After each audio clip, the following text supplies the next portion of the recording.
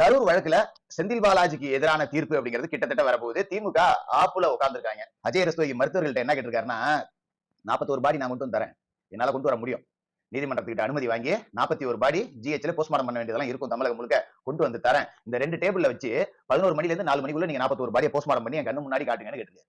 அப்படியே டாக்டருங்க எல்லாம் தலைய தொங்க போட்டுட்டு உட்காந்துருக்காங்க. என்ன பதில் சொல்றது அப்படின்னே தெரியாம. அப்ப இந்த போஸ்ட்மார்டத்துல 100% சந்தேகம் இருக்கு அப்படிங்கறத அஜய் ரஸ்தோகி அவர்கள் தீர்க்கமா முடிவு பண்ணிட்டாரு. அது உண்மையும் கூட. மருத்துவர்களால பதில் சொல்லவே முடியல. 2 டேபிள் வச்சுட்டு 41 பாடி நீங்க எப்படி போஸ்ட்மார்டம் பண்ணுவீங்க? ஏன்னா சும்மா மூஞ்சில ஒரு கத்தியை போட்டு கிழிச்சு அப்படி துணியை போட்டு கட்டி கொடுக்கறதா?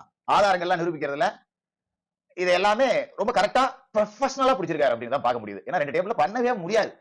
மருத்துவர்கள் கிட்டத்தட்ட சரணடைஞ்சிட்டாங்க. உண்மை நிலை அப்படிங்கறத ஒத்துக்கிட்டு தான் ஆகணும். அப்ப இதை செய்ய சொன்னது யார்? பண்ணவே முடியாது. ஏன்னா பண்ணி கொடுத்தீங்க? அதுவா? இந்த முடிவு எங்க போகுங்கிற? ஒண்ணும் இல்லைங்க, முதல்வர் வரதுக்குள்ள பாடி எல்லாம் ஒப்படைச்சிடணும், எல்லாம் ரெடி பண்ணிடணும்னு சொன்னாங்க. முதல்வர் அஞ்சலி செலுத்துறதுக்கு ஏற்பாடு பண்ணி வைக்கணுங்கிற மாதிரி யாரா அவனுக்கு சொன்னா? வேற யாரே? நம்ம அண்ணன் தான். எந்த அண்ணன்? நம்ம அமாவாசை அண்ணன் தான். எந்த அமாவாசை? நம்ம 10 ரூபா தான். எந்த 10 ரூபா? இந்த உச்சா புனிச்சு அதுதான்.